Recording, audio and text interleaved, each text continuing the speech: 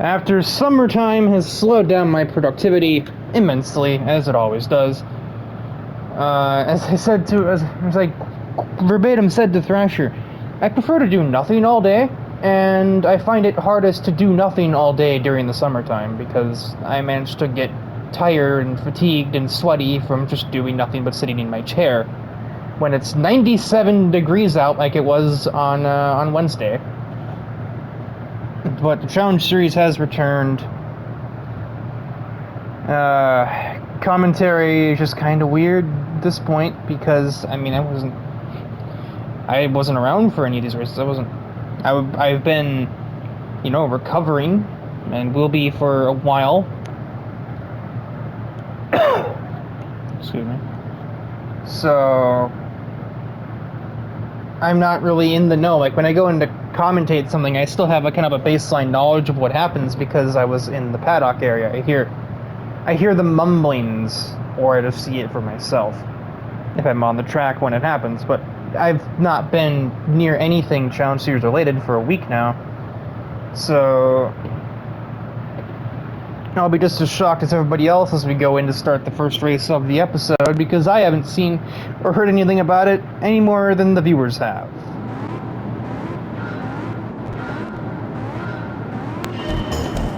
As race 1 gets underway, I do hope that me having just turned my air conditioner down is enough, because it's still pretty warm here. I didn't want to wait for it to get to a really low temperature to record, because I might be waiting for a while if I had done that. But I also didn't want to deafen the audience with my air conditioner being the second loudest thing in the house. The only other thing that's louder is me if I'm playing Rocket League. Speaking of Rocket League, we are on board with John Casillas and his relatively new Firebird. He's one of 3 Firebirds on the grid in this race, ironically. And speaking of on the grid, because I'm just the master of segues so far this afternoon, there are 2 new vehicles on it for this race. The first, and probably the more unusual, is Chelsea West. This car may look a little familiar. Technically, it's not a new vehicle, nor is it a new driver. Chelsea West has been here for, she was here a while ago. She raced in the 500 class in this old Willys Jeep. However, when the 500 class was discontinued, she stopped racing. But now, as you can hear from that engine, she has put a Hellcat motor in the thing. Already has some front end damage, apparently. And now she's racing in the 600 category here at Interlagos. With that Hellcat motor, even though it is incredibly restricted at the moment, only making about 75%, not even that, actually. I think it's like 60% of its normal horsepower output. It's still making 450, which is well more than anything else in this category. The second highest is Ivan Sodakov's 300 SEL, which is making about 340. Casillas is making some pretty rapid progress, almost in the top 5, just about a lap and change into the race. There was another new car, but they also got damage on lap 1, as Chelsea West did, so I'm having to wait until I see them exit the pit lane to actually put the camera on them. And, so they're on the racetrack.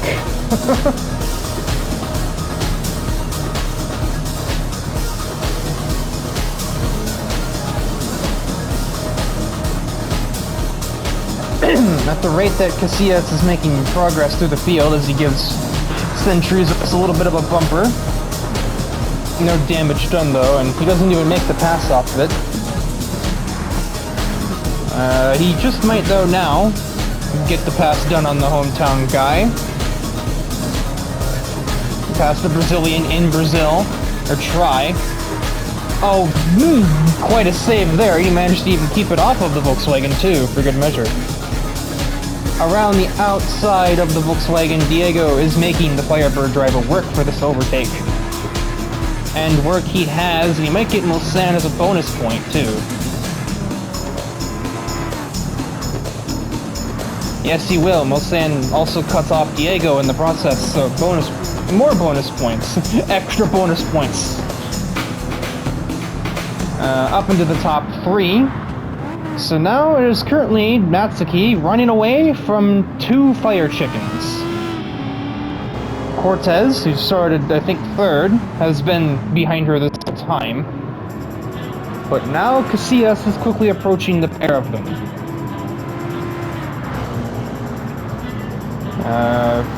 Cortez ain't waiting forever. He's gonna go for the move right here. Sort of a half-hearted attempt, but he does sneak down the inside. Forces Narashi slightly wide, but he has completed the overtake. And now here comes Casillas to try and do the same thing. Natsuki slides very wide at turn 5, and that's about as easy as you like it.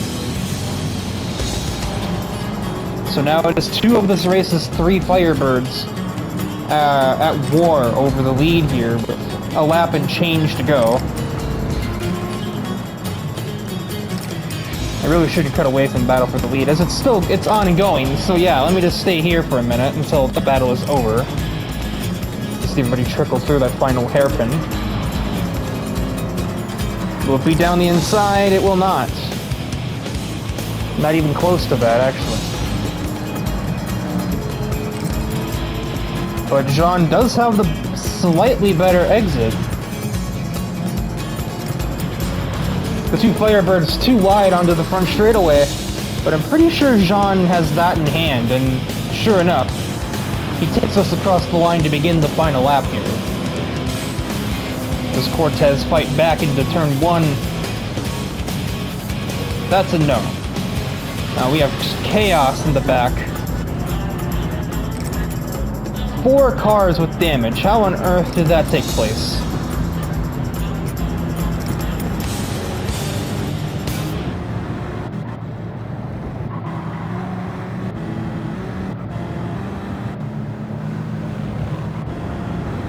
Also, Mosen had that damage pretty much at the start of the lap when, Diego got in way too hot, found the back of the Alpine. That's how those 2 have damage, but they weren't the only ones. As Reiko battles Sayori. That's the wrong button.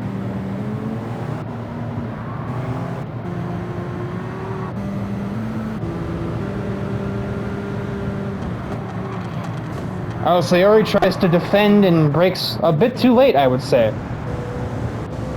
Understatement of the year. We get back to current time, and now is when I will take the opportunity to mention the second of the 2 new cars, who's currently trying to run down the other one. Yo has definitely expanded her arsenal of vehicles, starting with a Ford Focus ST with a bit of a summer beach theme. What's the speedometer doing?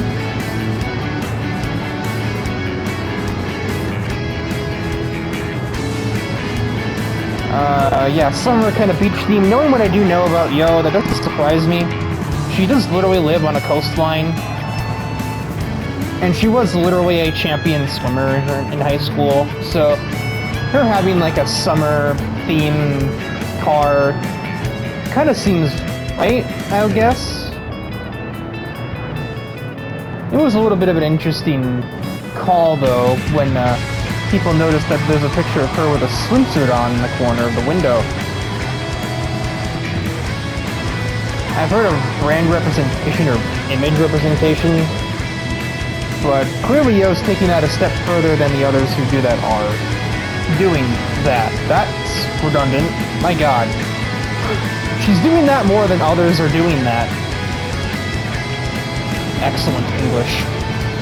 And speaking of excellent, an excellent race from Jean Casillas will take the Nitro Knights into the victory lane for who knows how many time. Cortez second, Narashi hangs on to a podium. Not too far behind is Benjamin Charleston, who put on a decent race here. And he's not had a whole lot of success so far in his Challenge Series career, but He started mid-pack and almost made his way to a podium if there were another lap. I think he was running faster than Netsky. In fact, I think he had the fastest lap. So, yeah. But now, with that said and done, we had two debuting drivers, and I'm pretty sure they would have both rather had better debuts than that, 13th and 16th, for the pair of them, following incidents on lap 1.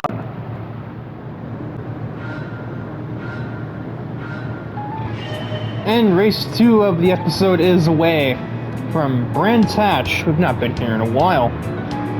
I didn't actually realize it until I kind of looked at like previous track lists, and I was like, when did we last show up here? 640 class, so that's pretty much like the perfect category for this track. Anything slower, and you'd probably end up having it at a... I say that, I just noticed track map is Brands Hatch Indy. I probably should have been tipped off for the fact that it's an 8-lap race. Interesting call, but I mean, yeah, it's not the length of the track, it's the length of the race, as it were. So, Nico is the focus driver, and she gets a little bit of a twitch as she heads out of the last turn, and is making her way into, or towards the top 10.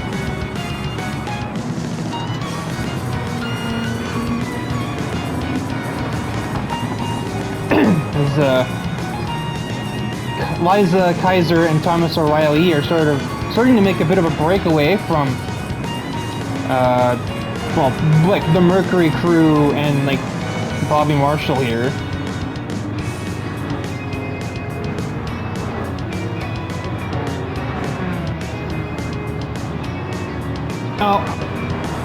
Oh boy. I don't think John's going to be too pleased about that one. Nico got a little late, got a little aggressive, braking late to get ahead of Colin Morris, and has just taken a big chunk out of Jean Large's bumper. That'll put him right into the pits.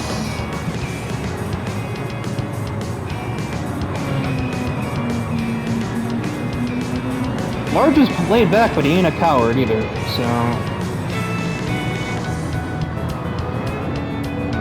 Nico might hear about that one later. Ellie has recently downgraded her 911-930 to the 640 class for two reasons. The more prominent of which is because of the fact that it was just performing really badly in 675, and the other one of which that we'll get into as the episode progresses, I believe. The simple answer is she has other cars. I do believe somewhere around here, yeah, Yo is debuting a second new car, and Sayar Uni is also debuting a new car, and it's not going too fast. Uni is driving a 2018 Subaru BRZ. Meanwhile, Yo is driving a I believe this is a Ridge Racer themed car, which is interesting because that's not necessarily her thing. That's Reiko's thing, and it used to be Mercury's thing. Back when Group 4s were a part of the Challenge Series, but this is a bit of a different, this is a bit of a change of pace for her there.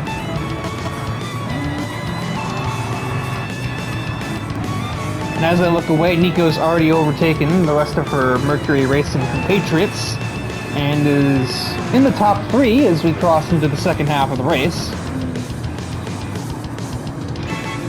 The two weathered veterans lie ahead of her.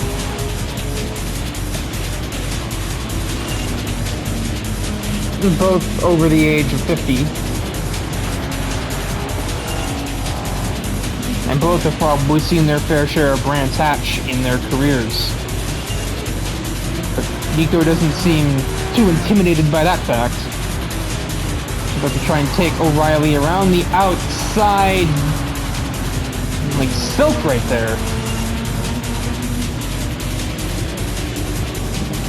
The Supra puts up more resistance heading onto the last turn, as it has done on literally every lap.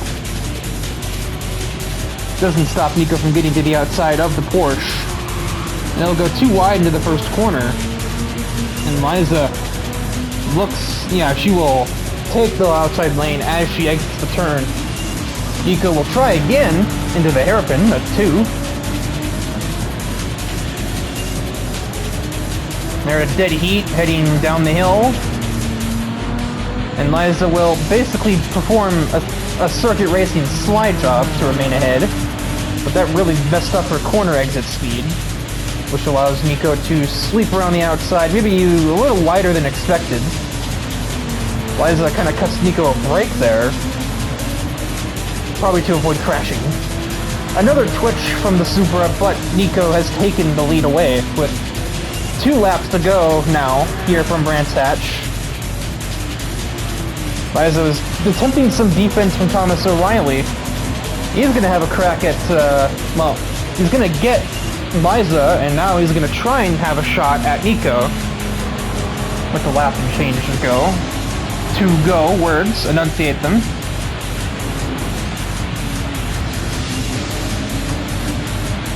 But she's building up a lead a little bit, I would say.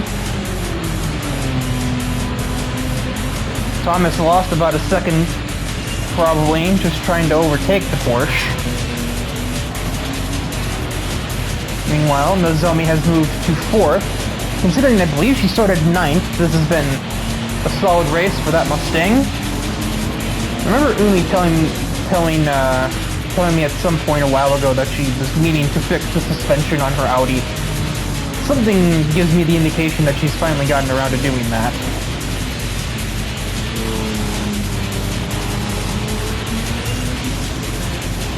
Final lap from Brands Hatch. Nico's got about a second and a half in hand here.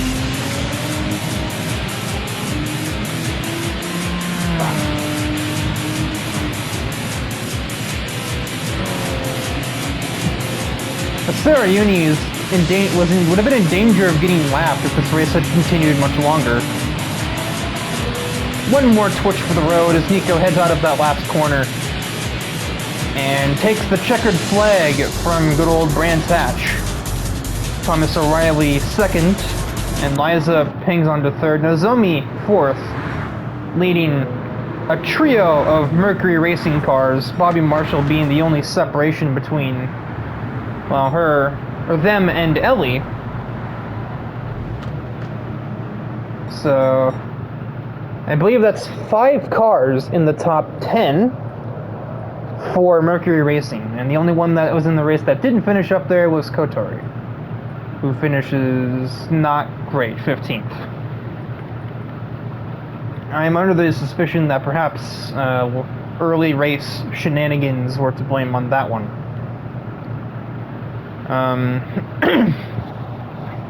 But yeah, I mean, batting 5 or 6 cars in the top 10, that's still, you can't quite ignore that. Mercury Racing has kind of plateaued for a while. They'd sort of been getting outshined by the likes of the Nitro Knights and Urban Estate, and to some extent JSR as of late, and even to some extent NFR as of late. But they are not gone. They were just taking a nap. Anyway, on to round 3.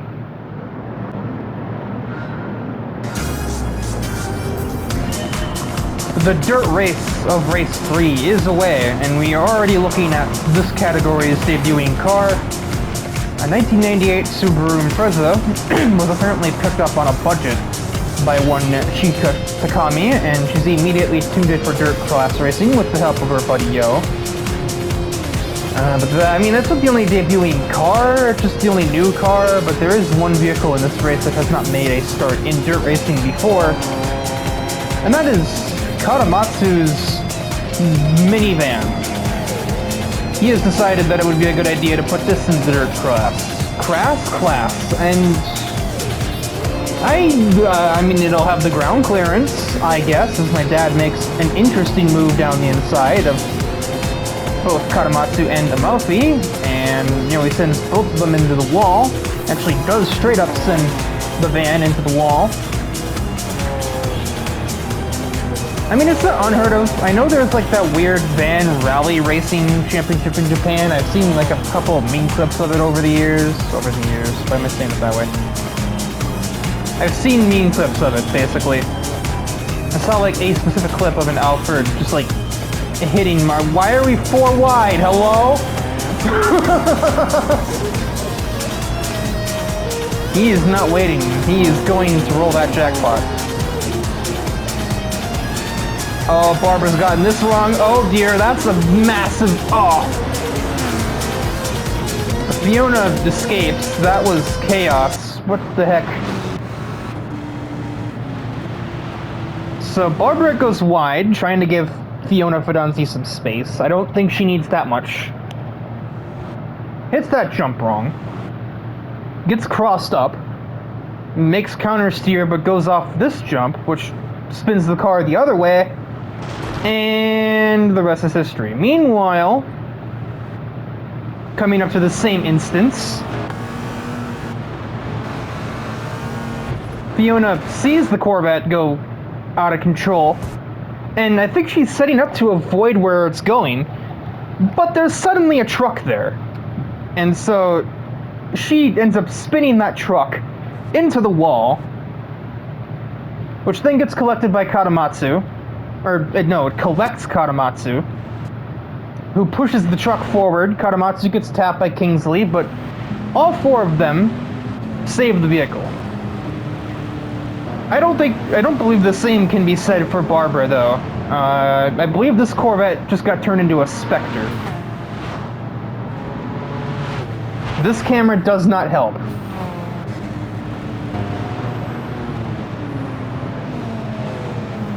I'll try that again, this time with a camera that's maybe in the same zip code. Yeah, here we go. Off the jump, bad landing. Into the wall, tagged by Fiona, tagged by Dakota, tagged by my dad twice. Backed into the wall.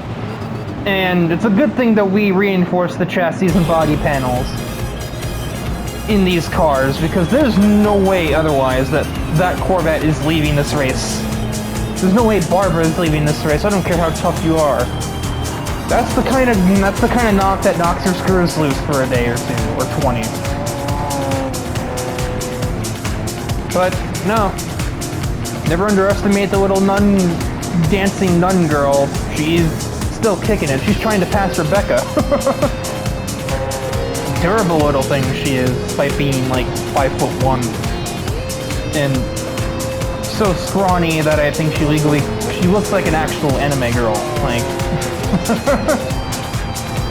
like she can't be more than 90 pounds.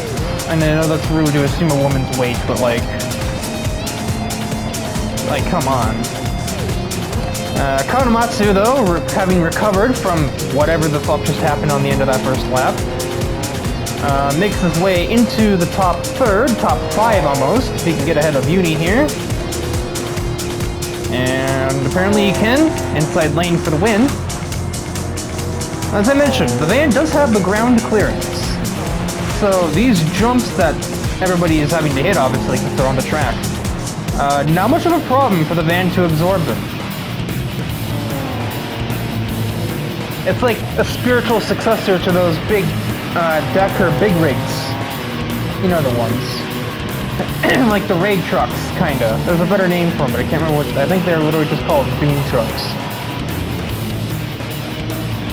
Almost 3 wide there as the 2 new vehicles fend off, or face off against the Rally Chicken to try and get into the podium positions. Chica fought for a bit. Still has the position, but yeah, Katamatsu's gonna have the inside lane there, and that is a done deal. And now, it is a battle of 2 trucks at the front. Riho versus Damien. And Katamatsu is upcoming. So these 2 are going to have to get on with it, lest the modern-day Scion XB catch up and overtake the pair of them. Actually, just kidding, time's up. He's basically already caught them.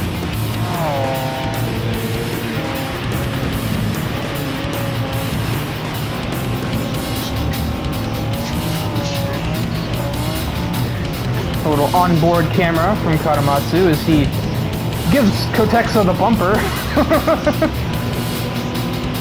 You're gonna get a bit of contact in dirt racing. That's just part of it, and everybody knows that.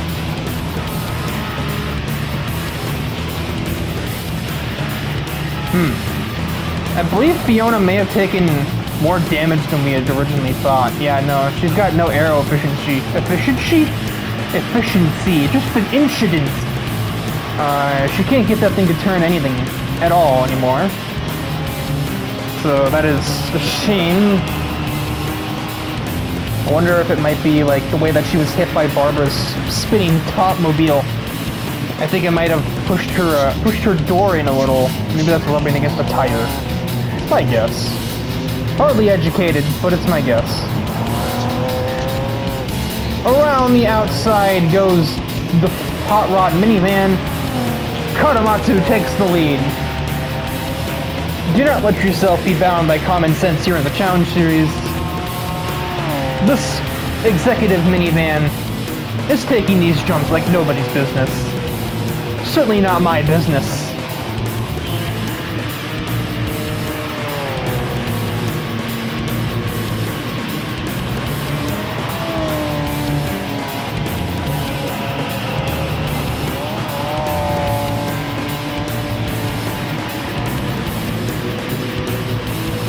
He's now pulling away from Kotexa as well, who has gotten ahead of Riho.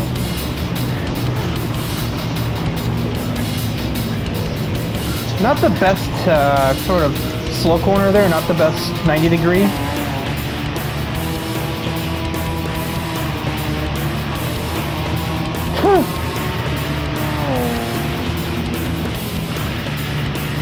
And Saeed's not, he isn't going down either. He's fighting, he's gonna get into a top 5 position here with a handful of turns to go. Chica just ahead of him. And down the hill once more goes the man known as the Street Gambler. Taka Katamatsu is going to bewilder the crowd again, winning the dirt race here at the Windmill Circuit. Kotexa and Futaba placed 2nd and 3rd respectively. I think Chica can consider her 98 Impreza finishes 4th place. Excluding Katamatsu's escapades, that's exactly where it started. Only being defeated by trucks and narrowly beating one truck and also beating her friend Yo, which I don't really know if they're the ones type that work that way of like, well, I beat my friend, so that's all I care about. It's a friendly rivalry or what it is. They don't have a team yet. So I tend to lean toward that. That maybe they're just, you know, friendly rivals. What are friends but amicable rivals? As that was, I think, something that, I don't remember who said that. I think it was Ellie that would say that sometimes. I mean, more than one person on Mercury would say it, but the main person that said it would either be, like, Ellie or Nozomi. Anyway, I'm rambling. On to round 4. Today on Races with High Lap Counts, we go to the high-speed ring for the 675 class race of the episode. And 7 laps here will take us a decent amount of time, I say, as if it would take us any longer than any other race. Onboard driver Dom DePrisco has definitely gotten the race start he wanted. Up into the top 10 after just a couple of turns. And he's looking at more in a second. Gets kind of cut off by Nico, though.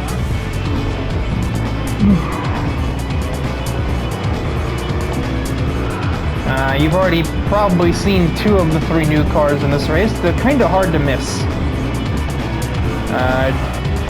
On the back of Urban Estates' partnership with Nitro Knights, and the fact that Nitro Knights has apparently... oh god, he's getting used up. Somehow nobody took damage in that. De La Cruz has a GTO Judge. I believe this is meant to be like 2006 Kyle Busch or something.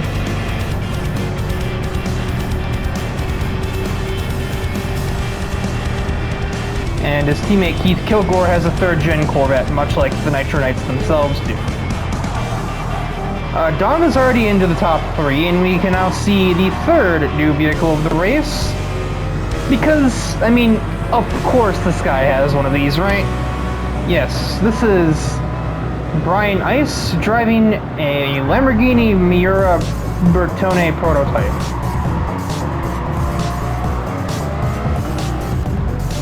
So not quite the $20 million one, although I have a sneaking suspicion that he probably has that somewhere too, and just isn't racing it because it's much more expensive. Why race that one when this one is, I'd say, a fraction? That's relative, honestly, but still. Between these two running first and second, and Axel Valentine and Eric Wojciechowski running 4-5, I think Pininfarina would be pretty proud at this moment.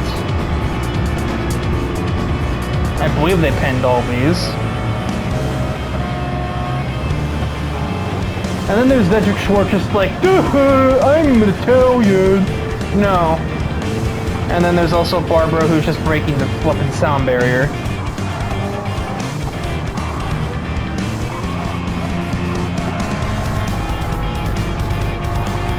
Dominic appears to be suffering from understeer.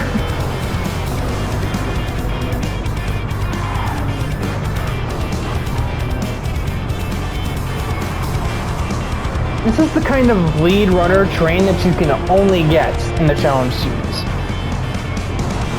We got a 25th anniversary Countach leading a P400 Miura prototype, a De Tomaso Pantera, a TVR Tuscan, and a third-gen Corvette. And then a Ferrari GTO is not too far behind them, followed by another third-gen Corvette.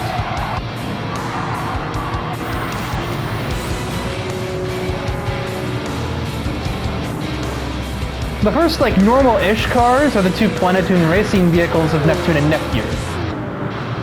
Oh yeah, also Ellie is debuting a new car here. I forgot about that. Not a new car. Technically speaking, it's a repossessed one. Kind of almost important to mention really quick. Heartbreaker DP, or Drift Project, which was the team that was comprised of Jake Downey and then the three sisters of Ellie's sister Elisa, Honeka's sister Yukiho, and Nico's sister Kokoro. Was it No, I think it was Kokoro. They have exited the Challenge Series due to a lack of interest. I think the only reason they ever joined was to try and track down their absent sisters. And then they did that, and then they kind of stuck around for a little bit, but they didn't make many starts afterwards. But once leaving, Elisa gave Ellie access to her 996 Porsche, which she has put in the 675 class, and that is why her 930 Porsche is down in 640 now. Also, Sarah Uni shows up in another new car. This is her second one on the day, with a Lexus LC500. I was not aware that she had either of these cars, because I haven't been around. So, this thing looks like it should be like, it reminds me of the Mercedes F1 car. Kind of doesn't really seem like it's her color scheme to me. Maybe that's just me. But yeah. Let's back up to the leaders. Barbara has gotten ahead of Cedric Schwartz now. My neck starts cramping up.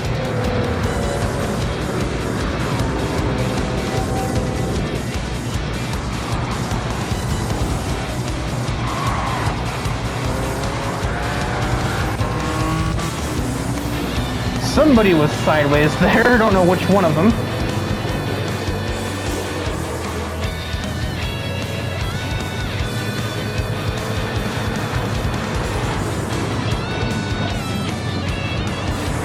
Ice getting a little aggressive, trying to get ahead of Axel Valentine in some attempt to get away from Barbara Page. That has not worked.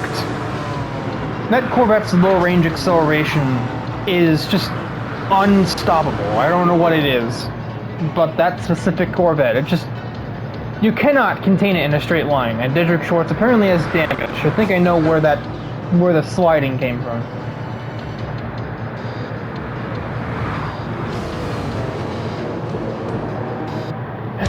Barber manages to pick off Brian Ice down the front straightaway this time, as we have 3 laps to go.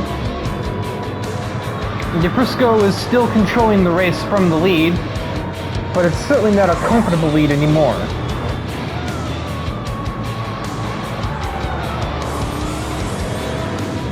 And Kilgore is kind of making his way up too in his own Corvette. His teammate is not having the same luck. He is stuck in immense traffic.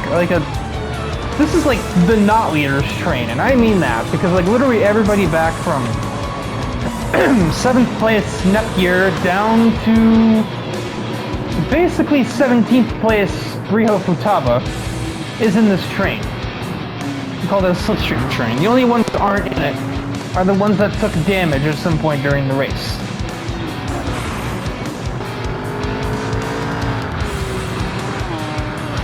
Bradley Hunter in his drag-tuned-ish Nova moves to the lead.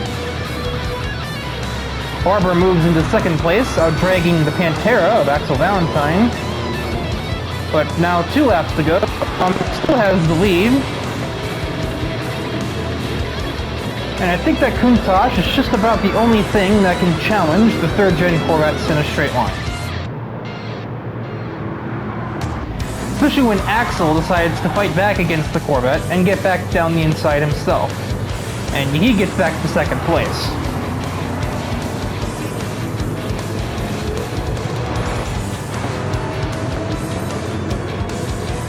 Ice is still sort of in the battle as Barber goes back down the inside of Axel. A little bit of oversteer, but once she slides up the racetrack, she's clear, and now she has 1 lap to try and chase down that Lambo.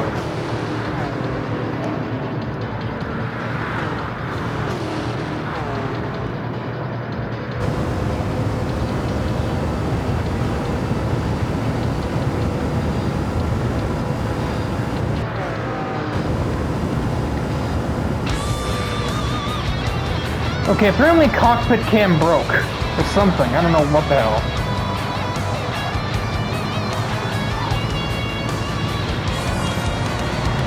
Dominic just has something figured out with turn 1.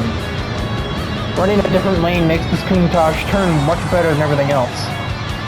Missing turn 2 doesn't do that, though. Doesn't really matter, though. Barber wasn't near enough to capitalize on it.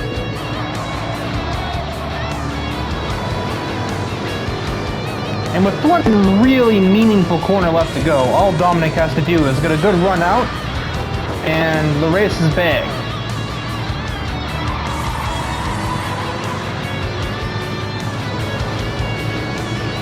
He's kind of done that. Barber actually got a better run based off her horsepower, but she had to defend from Axel on exit a little bit.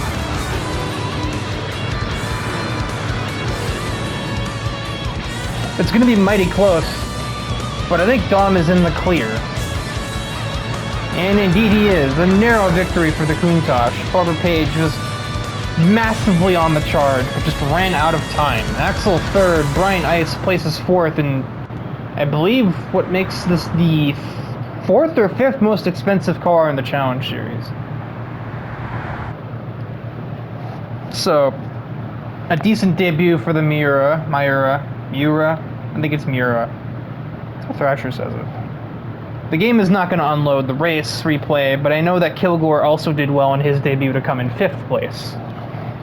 Derek De La Cruz, given where he was on the track, in that like 11 car pack that swapped to lead, it's like had like a half a dozen lead changes in like 7 laps. You can't really blame him. It was basically a roll of the dice back there, and he did well what he could with probably kind of shorter gear ratios, I have to imagine. I don't know how much effort Urban Estate put into the transmission tuning on that car, but they clearly put enough into Kilgore's Corvette since he managed 5th place. And then Ellie's new 996 and Uni's LC500 really didn't pan out correctly here in their first appearances. Of course, in Ellie's case, this is a top speed style of track. Porsche is always going to kind of suffer there because they make their gains in corners by having lightweight bodies and very, very responsive, sometimes too responsive, handling capabilities. You don't really expect a Porsche to be winning drag races, so 440 horsepower is not enough for the 675 class on a track like this, as we have just learned. Look at Barbara and her 600. Or Dom with the same stats. Anyway, rambling.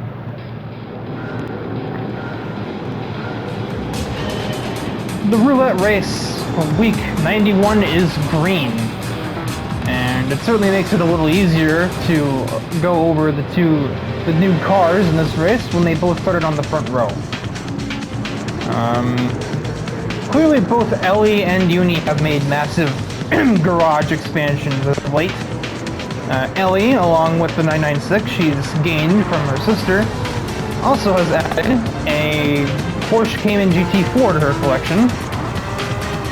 Mind you, this is not like the literal Group 4 car, this is the road-going one. And Uni, on top of her Lexus LC500, also has an RCF. So she's kind of apparently going back and forth between Subaru and Lexus. Interesting pairing, to say the least.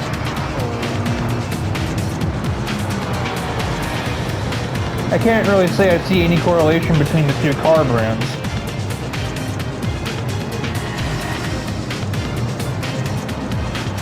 Other than what, they're both Japanese? Oh, big whoop.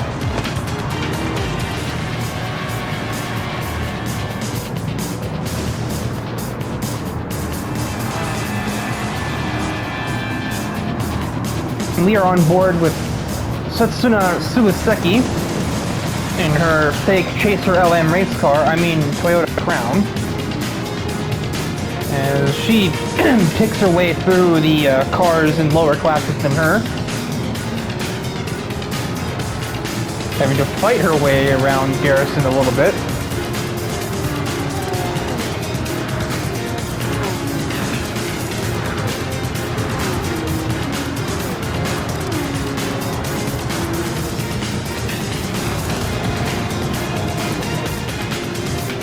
Quite a few cars in the pits on lap 1. Admittedly, I'm not super surprised. I don't think we ever get through the first lap at Fuji without any.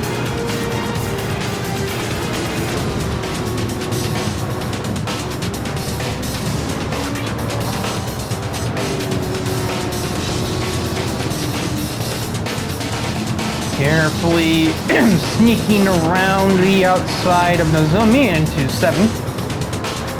Little sideways there. Uses Yo as a pick to get ahead of her classic opponents, Barbara in her 715 class Corvette. And not to be confused with one of the other three she has, goodness knows. No 750 class in this race, it seems to be pretty common. Looks like he has botched the hairpin massively. Gas in my digestive system massively. The top 4 cars are all in the 715 category, including the 2 debuting vehicles of Ellie and Uni. And then Shiro and Logan. And technically it's also the top 6, because so are Setsuna and Barbara's cars. So the top 6, so the top category is all in a row.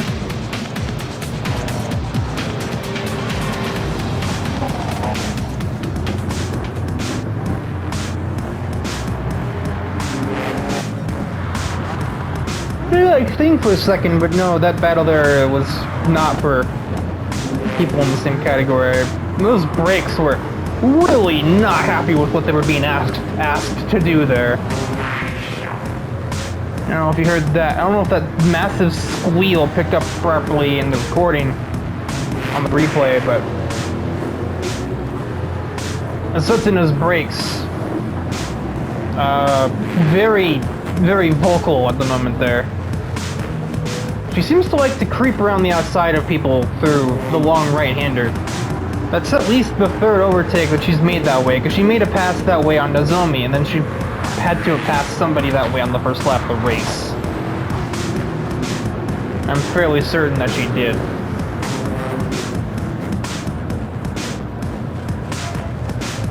She barely gets stopped and almost runs Uni over in the process. Very sideways. Jesus. I can imagine Bloodhound probably shaking his head as he looks through the mirrors there. There's mirrors ahead of him. Well, off track. Okay.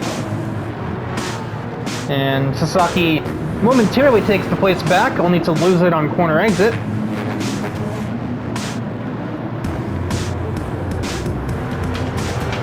Oh, now Sasaki's losing control a tiny bit. He gets ahead of one RCF, and then gets ahead of the other RCF. Speedrun Alexis percent, if you will. And now just one more opponent to pass. Ellie in her Porsche Cayman. Time to put that new Cayman of hers to the test, I would say. Another twitch from Suiseki, and Ellie will get back into the lead on exit. Uni is right there if this somehow goes dramatically wrong. Which, considering the state of Setsuna's driving in this race thus far, it doesn't seem like an unfathomable possibility. I would argue it seems, unfortunately, kind of likely. Oh, yep, that was a brake lockup, and Uni was just kind of in a place at a time there. Like, she sees Setsuna going way off there, and she just takes the inside. She's a little sideways herself. And, yeah. That is a destroyed Toyota Crown there. I'm beginning to wonder if there was something wrong with her brakes that instigated this in the first place.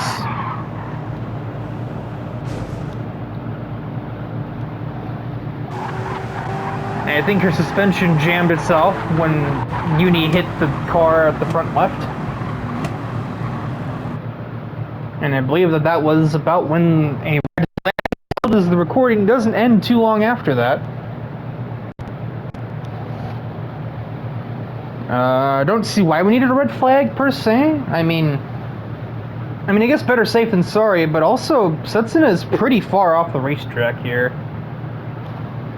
Like, if I'm Garrison, I don't even see a destroyed car anywhere near here. But at any rate, that was where the blue flag was called. And so that actually gives a rare 1-2 finish to the two new cars in the race. Probably helped they started on pole.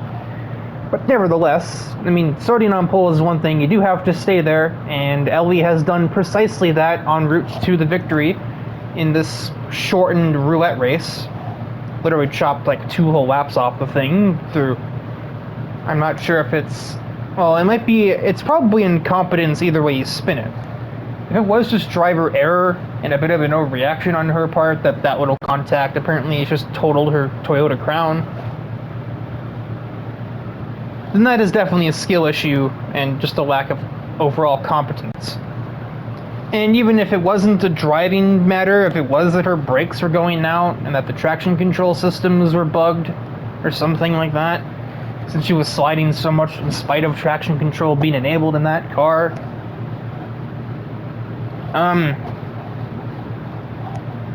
service your brakes. That's still incompetence at the end of the day.